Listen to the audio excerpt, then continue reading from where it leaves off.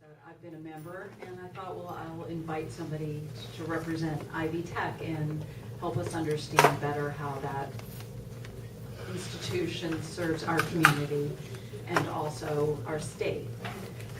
I haven't met Theresa Murphy before, so she's written something for me, and I'm going to read that so you have a better understanding of who she is and what her role at Ivy Tech is.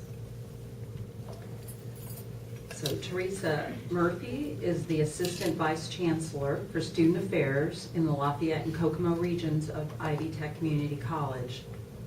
She has been working for Ivy Tech for 17 years and is passionate not only about supporting students as they work to achieve their educational goals, but also about the numerous opportunities she's had to serve her community through her different roles at Ivy Tech.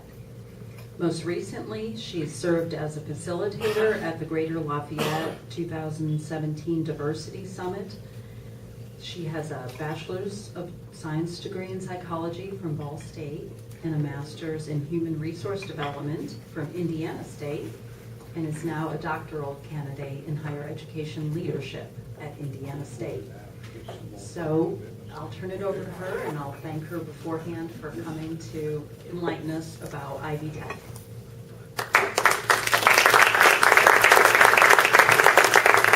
Thank you, Diane, and thank all of you for having me today. What a great bunch. That was fun for me to hear all the happy dollars, and so I was celebrating with you. So I am thrilled to be here to talk about Ivy Tech. As Diane shared, I've been with Ivy Tech for 17 years. I'm sure no one can imagine I've been somewhere 17 years, but I have, and it's been a great opportunity for me. But I've seen a lot of changes in the college in the last 17 years. And so I'll talk a little bit about where we are today, and I'm really excited about a lot of the opportunities that we have for our students with some of the things that are going on in the college. So first, just to talk a little bit about locations, Ivy Tech Community College, Lafayette is the main campus, but we also have instructional sites in Crawfordsville, Frankfort, and Monticello, which is really important when you think about our community college mission.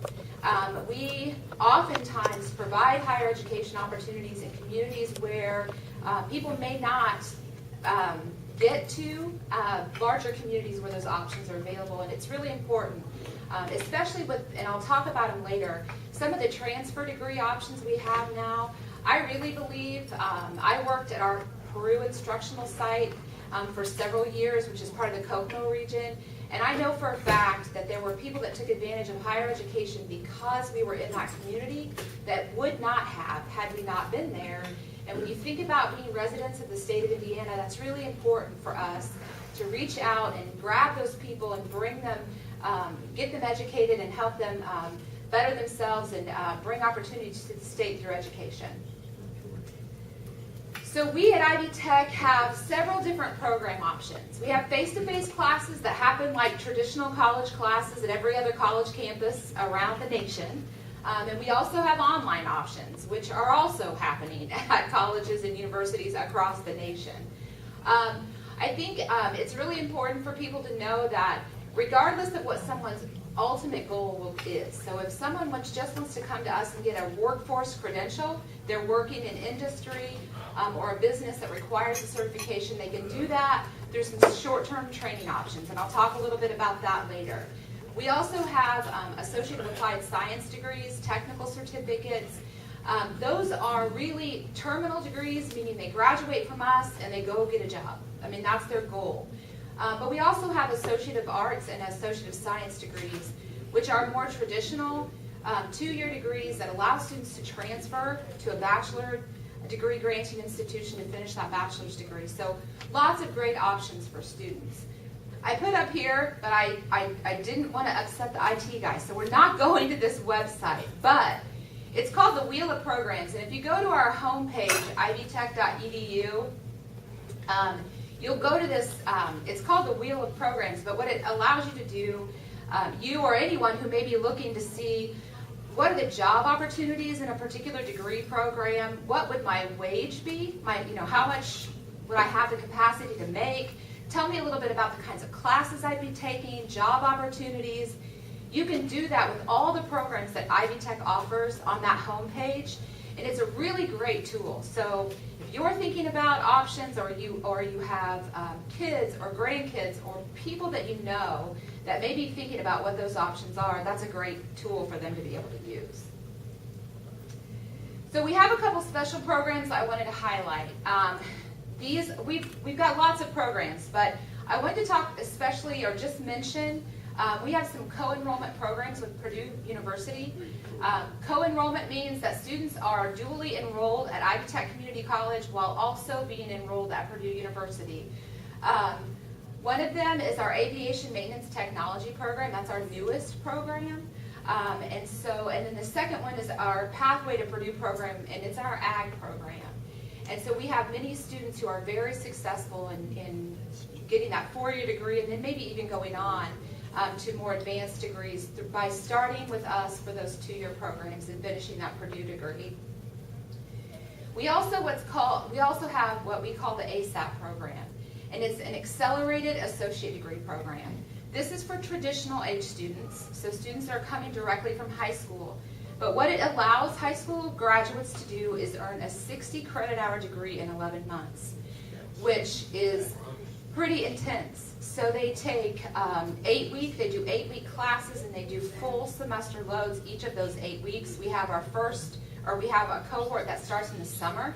So those students started in June, and they'll finish their first semester at the end of June, and they're taking, I think they're taking 13 credit hours in the summer, which is more than a full load for a summer semester, but they do that every semester. It's transfer focused. Most of those students, when they finish transfer to 4-year institutions, we provide mentoring and support to those students, as well as a lot of community service opportunities, right? Because part of our mission as a community college is helping people learn how to engage with the communities in which they're going to live and work. And so we do that with the students that are in the ASAP program very intentionally. It is possible for students who do this program to finish a 4-year degree in 3 years, because they finish their 2-year degree with us in 11 months, transfer to that 4-year institution, and then only have 2 more years left to finish. So it is a great opportunity for students to accelerate that career path, but also I would be remiss if I said that it wasn't an opportunity for to reduce the financial burden that a lot of parents and children are experiencing now with higher education. So with that being said, I'm going to talk about our transfer opportunities. As a community college, Ivy Tech Community College is relatively new. So in 2000 is when we really took on, and I know that's 17 years ago, but it's still sometimes hard, I think, for the people in Indiana to get their minds around what community college is. But really, 29% of our graduates at some point, or 29% of graduates at 4-year institutions at some point took a class at community college. We have a lot of students now that are doing dual credit courses while they're in high school. So they're taking high school classes being taught by credentialed teachers that have been credentialed using our faculty credentialing guidelines. So they're getting credit for high school and they're getting credit for college while they're in high school. It's not unheard of now to hear of students graduating with 2 full semesters of college under their belt while they're still in high school. In 2016, over 31,000 of our students transferred to a 4-year institution. Now, sometimes they just take a couple classes and then they transfer. Sometimes they'll take, we have what's called a transfer general education core, so it's 30 credit hours. They can transfer as a block. I remember when I was in college, I had to take all the gen ed classes. Nobody really wants to take them, but they're meaningful and valuable. So anyway, they can transfer that whole block and then go to their 4-year institution and focus on their major. And then we also have transfer degrees. So that's in entirety, the 2-year degree program will transfer in its entirety to the 4-year institution. We call those transfer single articulation pathways, or our TSAP degrees. I listed them there, but in all of those program areas, and there are more coming in the fall of 2017, I believe, and then we'll do some more in the fall of 2018. But in all of these programs, it's basically 2 plus 2. So 2 years at Ivy Tech, and it goes 2 years to the four-year institutions. That has really helped that transfer process be seamless. Some of you that have been around for a while and knew Ivy Tech back in the day, it was really difficult for students to transfer their coursework. And we still have that stereotype in many ways. People don't realize how much we've changed, again, with that community college mission and helping students be able to get classes with us that they can transfer. So lots of great opportunities for students and in all of these degree programs. We also have, in addition to this TSAPS, we have some other kinds of transfer programs with various four-year institutions, not only in the state of Indiana and not just public institutions. We also have some private institutions that are very accepting of our degree programs. I listed some there. There's a website there for anyone that would be interested in looking to see more information. But some of them are the course-to-course transfer, or the core transfer library. There is a library of courses at all the four-year institutions as well as Ivy Tech that if a student wanted to know, if I took this class at Ivy Tech and I was going to go to Indiana University, or I probably shouldn't have said that here, Purdue University, I apologize. I got it. I knew as soon as it started to come out of my mouth, I thought, oh no, I'm in trouble. Purdue University, then what course would that be for me at Purdue? The reverse is also true. We have students that start out of four-year institutions, and for whatever reason, it doesn't work for them. They don't like being away from home. I have a daughter that's a recent college graduate, and she started at a four-year institution, and she didn't like being away from home. She wanted to be home. So her credits transferred back to Ivy Tech and allowed her to finish her two-year degree faster. So that's also a possibility. Ball State, the Connect program, and Indiana State University's dual admission program, students are enrolled both places in those programs.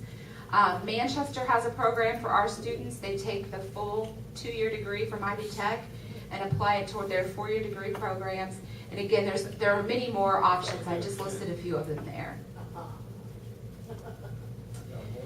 So the other arm of the college. So we prepare students to get two-year terminal degrees or transfer degrees, and that happens in our more traditional type educational setting.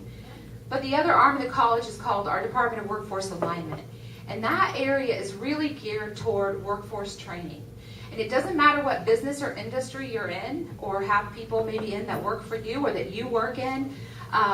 There are training options that are industry recognized. We do certification programs for IT or computer systems, for manufacturing. I mean, there are lots of different certification programs we offer. They're affordable and they're customizable. So a company could come in and say, we want to be able to train our, interestingly enough, I also work at the Kokomo campus, which you heard, and we had some flood damage from the rains that happened this week. And so the company that's in kind of helping us mediate the water damage, they need some very specialized training for their employees. Well, they can talk to us about being able to provide that customized training for them through this workforce alignment. Ironically enough, they reached out to us, then the flood happened, so now they're actually in our building, and we can kind of get a real sense of what they need for training. But it's flexible for you to be able to, again, it's that whole customizable piece. I listed the contact information for the people that work in that area, just in case anyone was interested, because there are lots of different options for training in our workforce alignment area. One of the new things that we have, relatively new, it's called Achieve Your Degree, and it's a way for companies that offer tuition reimbursement for their employees to partner with Ivy Tech so that we can help those students not have to juggle the financial burden of a college education up front. So we combine the employer's tuition reimbursement with the student's ability to get financial aid, because they may still be eligible, to kind of help reduce that cost barrier that often occurs with higher education. There are lots of opportunities for personalized service that come as a part of that program. And again, that's something that we're doing new, and we're working with individual companies to kind of customize what that looks like for them and for their employees. And those are our, typically those are our certificates technical certificates, our 2-year degree programs that are part of our traditional education track. We're just working with companies to offer those opportunities to their employees. So I also want to give you some updates about the college statewide. If you've read the news print or seen on the television news, there's some changes happening now at Ivy Tech. President Ellspermann has been with us for about a year, actually a year now. It was a year, July 1st. And she's done some really great things for us since she started. Before she ever started, she did a tour and went to every single campus to kind of listen to us, which was very refreshing from a leader, not even in her job yet, to find out what's working, what's not working, what things are you excited about, where can we support you. And one of the results of those listening tours that she went on was a college restructure. So what happened is, after these visits, she put together a group of employees of the college. They're cross-functional, so they're faculty, staff, administrators, that really looked at the organizational structure. If you remember, and I'm sure you're aware, a couple years ago we went through a restructure where regions were combined. So Chancellor David Bates was the chancellor in Lafayette. He then became the chancellor in Kokomo and Lafayette, thus me working in both places, right? So we're going to be moving away from that structure back to a campus structure. And really, so that will include, in the past there have been 14 regions of Ivy Tech. We're going from regions to campuses, so there will be 19 campuses and 26 educational sites. And the focus really, we're targeting or attempting and giving campuses the opportunity to be more responsive to local needs. That's part of our ability as a community college, is that agility that we have oftentimes to meet the needs of local communities. Especially when you think about what are the workforce needs. There are demands out there now that are not being met because there aren't people to fill those high-skilled jobs that employers have openings for. So we can work with those community employers to be able to help meet those needs. A lot of work still yet to do in this restructure. We as a group of employees just learned about this in June, what that was going to look like. So the changes are starting to happen now and will continue probably over the next year. But really exciting any of you that, if you've been through anything like this, once you get through it, it's a good thing, and I think it's going to be a great thing for Ivy Tech Community College and for our communities. We are also working on developing a new strategic plan. President Ellspermann also has teams that have been going around the state talking to internal audiences as well as external audiences, so that when we develop our strategic plan, it will be a plan that meets the needs of all of those stakeholders. She and her team are getting ready to share the first draft of that plan with faculty in August of 2017, and then it will roll out to staff after that. She'll gather feedback. It's not set yet, so it's a working document. And once that feedback is provided and the document is more fine-tuned, we are right now planning to seek state board approval for that plan in December of 2017. So again, the focus is going to be, which it has been for quite some time with Ivy Tech Community College, aligning with the needs of the workforce to help fill those high-demand jobs, and also strengthening our partnerships with our four-year partners, colleges and universities, so we help make the transfer for students seamless. It's a huge benefit. It's an economic benefit for our state, an economic benefit for families, and I have to say that having worked with the college for so long, the faculty that work at Ivy Tech Community College are some of the finest that I've had the opportunity to know. They're good at what they do, and so I'm proud to be a part of that team. So that's what I had prepared for today, so I'll just open it up for questions. Yes, sir. How do you get... We are regulated by the Higher Learning Commission, which is the same accreditation body that accredits IU, Purdue, Ball State, Indiana State.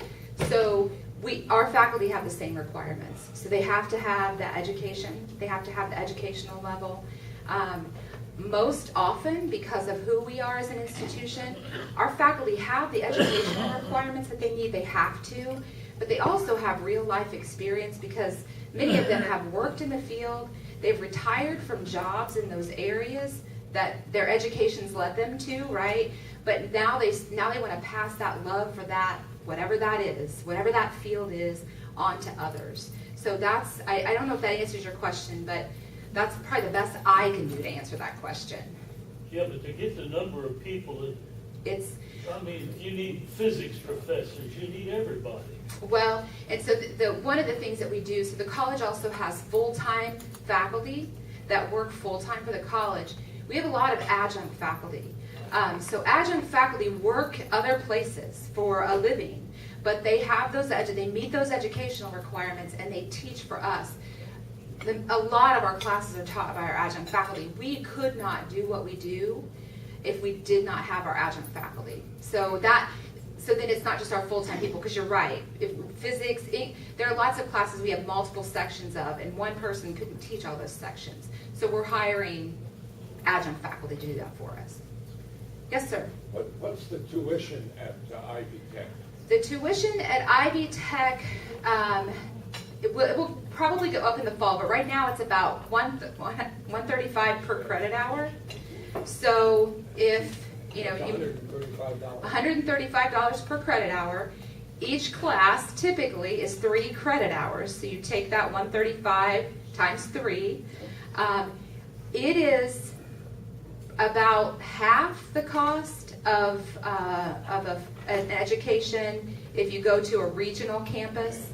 And it's much less than that if you go to a 4-year residential campus. And again, cost isn't the only thing people are looking for when they look at higher education opportunities. And I understand that, but it does matter sometimes. Yes. Yes, sir.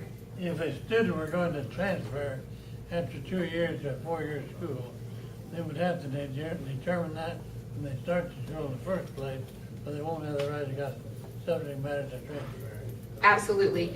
And so what we do with our students, all of our first-time students, even students that are transferring into us or being readmitted to us, are required to meet with an academic advisor. So we find out on the front end what those goals are, and then the very first thing we tell them, if they're thinking about transfer, is you can work with us to make sure you're following your curriculum to graduate with us. But also, you need to go to that 4-year institution, wherever that is, and you also need to be talking to them to make sure that what you're taking with us is going to transfer in to that. Now, we've taken some of the guesswork out of that, and the state has helped us with those TSAP programs that I've talked about, because as long as students only take the classes that are listed on our curriculum, when they go to transfer into that program that's associated with it, at that 4-year institution, they'll take everything. But what happens sometimes, I mean, because we're human beings, we stray a little bit. And so it's a constant reminder to students, stick with this curriculum, and then you can transfer and be ready to go with that next 2 years. Yes, that's very important. Yes, sir. Is the difference between a campus and an instructional site basically based on enrollment? That's part of it. So part of it is they looked at enrollment, certainly. They also looked at community size, and they looked at job opportunities or job demand when they made those decisions to restructure, and they made decisions about which places would be campuses and which places would be sites. Yes. Yes, sir. What's your relationship with the Lafayette Adult Resource Academy? You know, that's a good question that I don't know the answer to, if I'm being quite honest. But I can get that. I can get that answer and get that to Diane. The reason I asked is I have worked with them before, and part of what I did was help students prepare for taking the exams to get into Ivy Tech. We did a lot of pre-algebra, Thank you. pre-Ivy Tech course Thank you. help for those students who want to get in, but some of them were struggling with the admission requirements.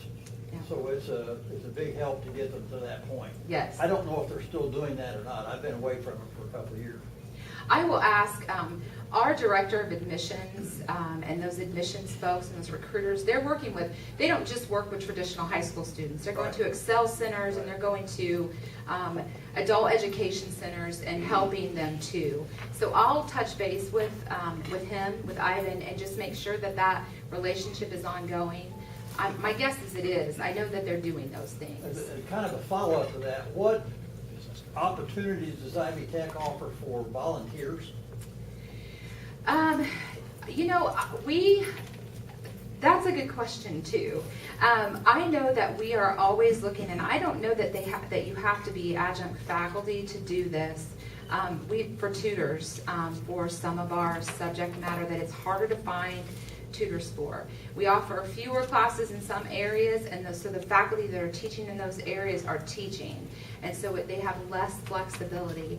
But I will also inquire about other volunteer opportunities. I often get asked about opportunities for us to go volunteer, right? So the reverse question I don't get as much. So I appreciate that, and I'll get some information back to you through Diane. Well, what's the general enrollment number in any year? How many students are over there, whether they're part-time or full-time? About 8,000 students, give or take, every semester. Spring semesters are sometimes fewer, or fall semesters, and then summer semesters, there's fewer than that, because a lot of students only go to school in the fall and spring, and they take the summers off. But that's a rough estimate of the enrollment numbers, and that's total student population. So Lafayette campus and then those instructional sites also, that would be total student population. Yes, sir. Do all campuses, are they going to offer the same classes and the same degrees, or will they specialize? No, we don't right now. So, for example, a respiratory therapy is a program that's offered here in Lafayette. That program is not offered in Kokomo. So we already don't offer the same degree programs statewide. But what students can do is, if they, in their local communities, they can start, right, and start taking some of those general education classes. And then once they have to start taking those very specific program classes, go to the campus that offers that program. Typically, because we're such a big system, those programs are within driving distance. Mortuary science is one of the programs that we offer at Ivy Tech Community College, but it's offered in the north, in the central, and then in the south. So students would have to drive. That will not change. We will also, and we are really now, looking at opportunities to grow programs where we know workforce is saying, I need people to do this job. We've got the programs in the institution somewhere, but maybe we're not offering that program in Lafayette.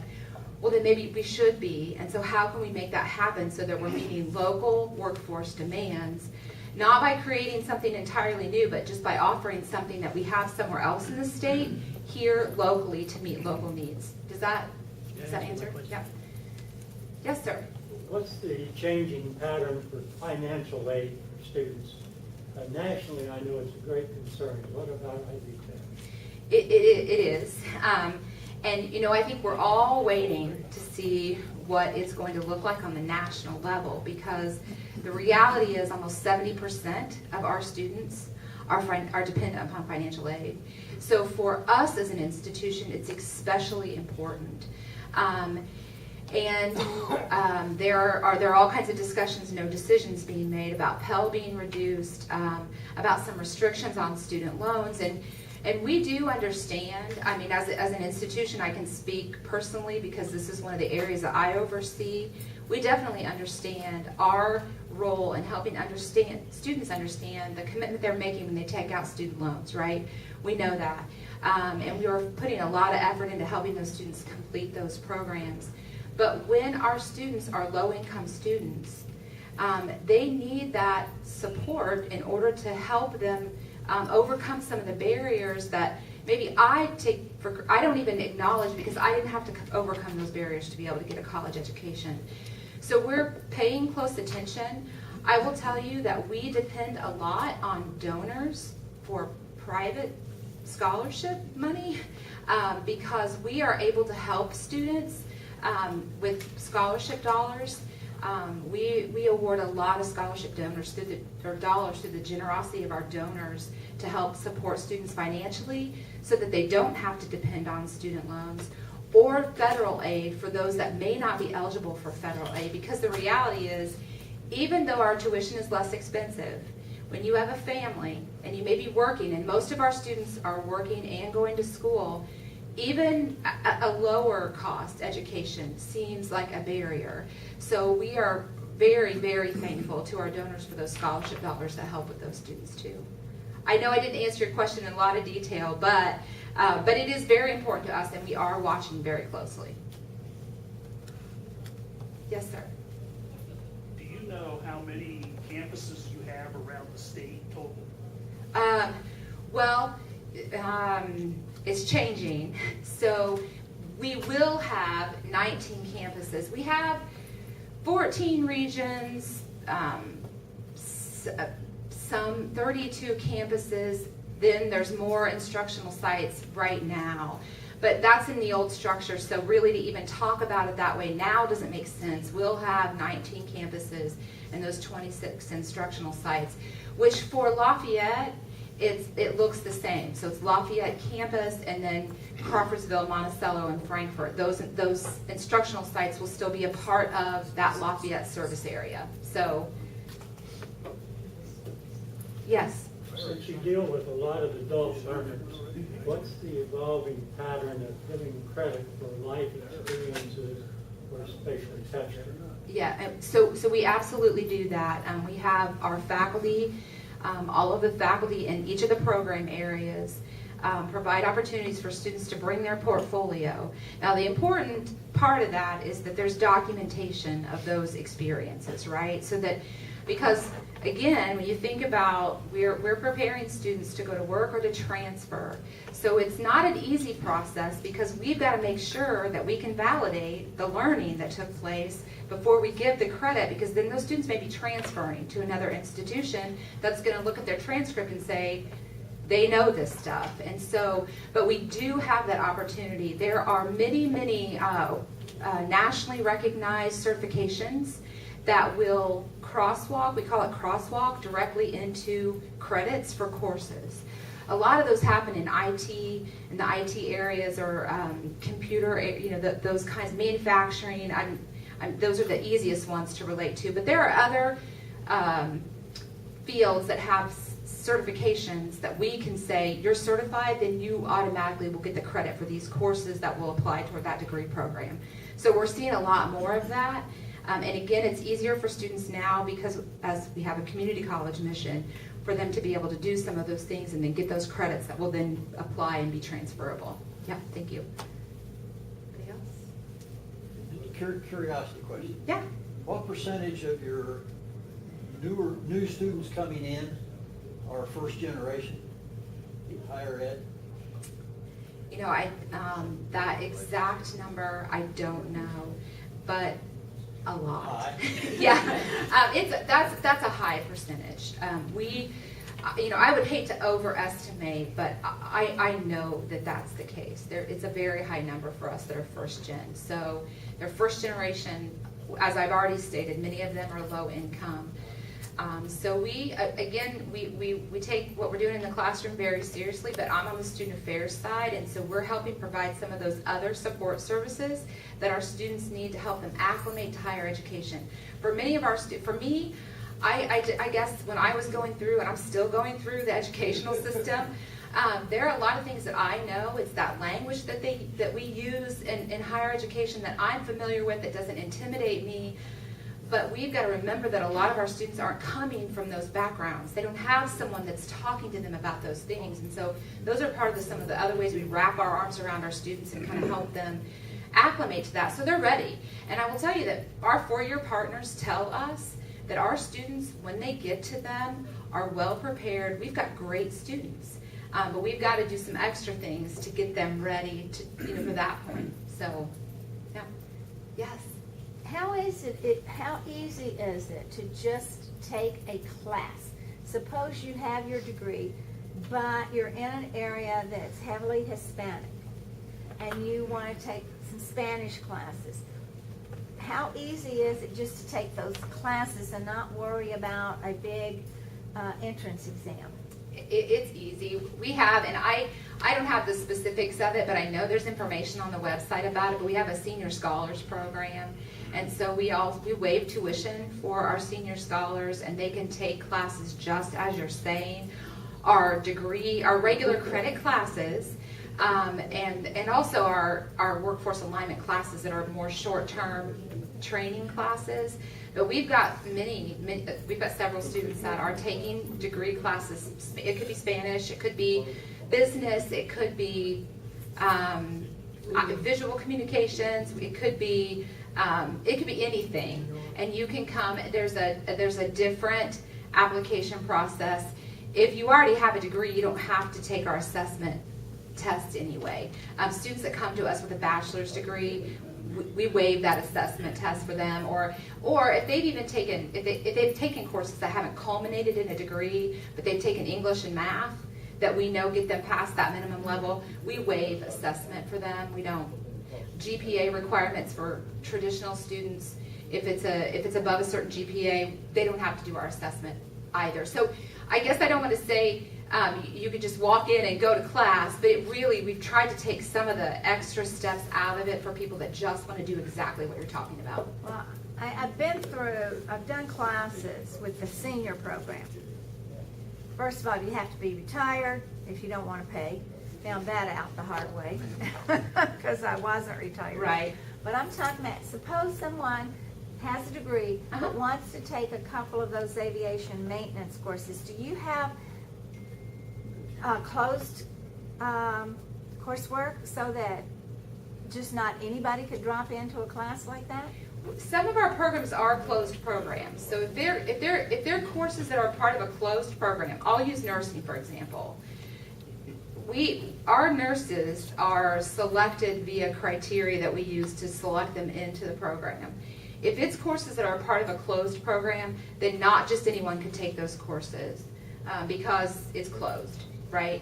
But if they're not part of a closed program, then anyone could just step in and take those courses. You still have to apply to the college.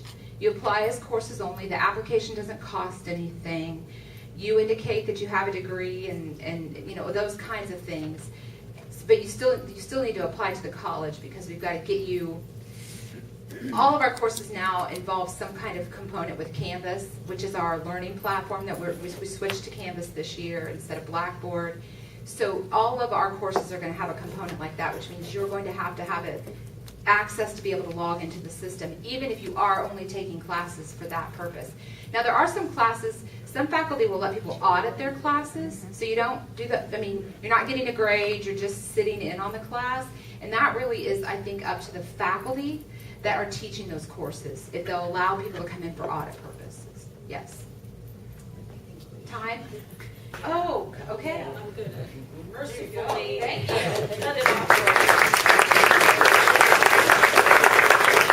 I think you did a fantastic job in sharing with us what's going on campus, and I think obviously from all the questions it was a good program for us. And after fielding all those questions, there should be a double shot of espresso in this, but it's empty. But a small token of appreciation for your time and energy. Thank you. Thank you all very much. Next week, we'll kind of stay in an educational vein, and we're having the principal of the alternative high school is going to come and share with you. And I apologize that his name isn't David Walker. I have a little voice in my left. David Walker, who's the principal at the alternative high school, is going to share with us his experience and all the good things that are going on there.